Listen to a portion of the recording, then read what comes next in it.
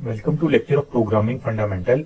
इस लेक्चर में हम डू वाइल लूप के बारे में पढ़ेंगे कि डू वाइल लूप क्या होता है।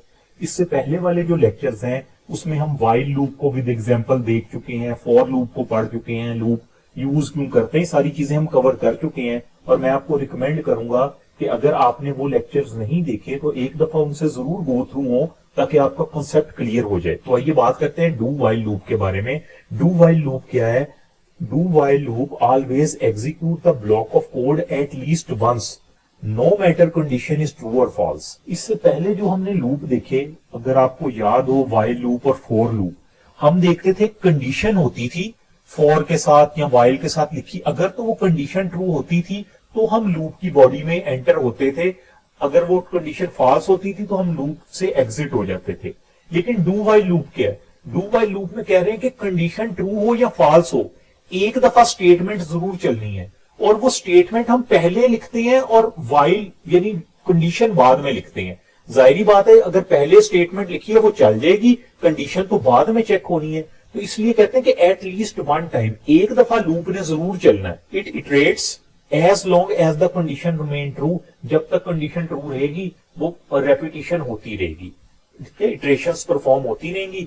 This is an exit control loop, इसको एग्जिट कंट्रोल लूप भी कहते हैं। पहले जो हमने पढ़े हैं वो एंट्री कंट्रोल थे कि कंडीशन पूरी होती थी तो लूप में एंटर होता था। एग्जिट कंट्रोल का मतलब क्या है कि एक दफा चलना ही चलना है, कंडीशन बाद में जाके चेक होनी है। ठीक है, यानी बाद में कंडीशन चेक होने की बेस पे उसने एग्जिट होना है। तो इसका सिंटेक्स किस तरह से है? हम डू का वर्ड यूज करते हैं, डू एक कीवर्ड है, उसके बाद ये जो ब्रैकेट है, एक ये ब्रैकेट और ये ब्रैकेट, इसका मतलब इसके अंदर लूप की बॉडी है। पहले एक स्टेटमेंट लिखी होगी, ठीक है, पहले एक स्टेटमेंट लिखी होगी और फिर ये ब्रैकेट बंद हो जाएगी। जो वाइल है ना, ये डू वाली से बाहर आएगा, ठीक है, यानी डू के साथ जो स्टेटमेंट होंगी वो ब्रैकेट के अंदर होंगी, उसके बाद वाइल, यानी जो डू में चीज लिखी है ना वो एक दफा एग्जीक्यूट होनी है, फिर कंडीशन चेक होगी। अगर तो कंडीशन ट्रू होगी तो दोबारा एग्जीक्यूट होगी, कंडीशन फॉल्स होगी तो नहीं एग्जीक्यूट होगी। इसका मतलब है एक दफा एट लीस्ट वन टाइम जो भी स्टेटमेंट है वो एग्जीक्यूट होगी, no matter whether the condition is true और फॉल्स। एक एग्जांपल से इसको समझ लेते हैं। देखें, हमारे पास लिखा है इंट आई इक्वल टू 1, वही एग्जांपल के हमने 1 से 20 तक नंबर प्रिंट करवाने हैं, ठीक है। और यहां पे लिखा है डू, डू आगे ये ब्रैकेट, इसको मैं सर्कल कर देता हूं। ये डू की, डू वाले पोर्शन की कंडीशन है हमारे पास, या स्टेटमेंट है।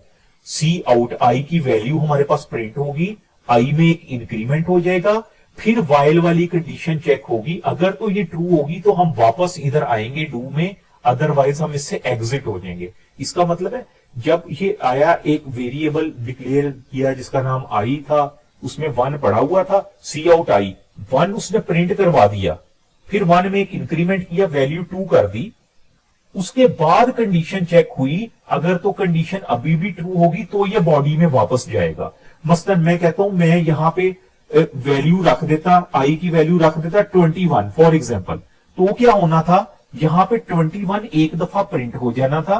21 प्रिंट होने के बाद उसमें एक ऐड भी हो जाना था, यानी जो हमारे पास वेरिएबल आई था वहां पे क्या हो जाना था, 22 हो जाना था, ठीक है। और कंडीशन चेक होनी थी, जब कंडीशन चेक होनी थी 22, तो हमें पता है कि 20 से कम नहीं है, ग्रेटर है, तो क्या होना था, प्रोग्राम एंड लिखा आ जाना था हमारे पास, हमने लूप से एग्जीक्यूट हो जाना था, यानी एक दफा उसने चलना था लाजमी। हालांकि देखिए कंडीशन फॉल्स हो गई थी।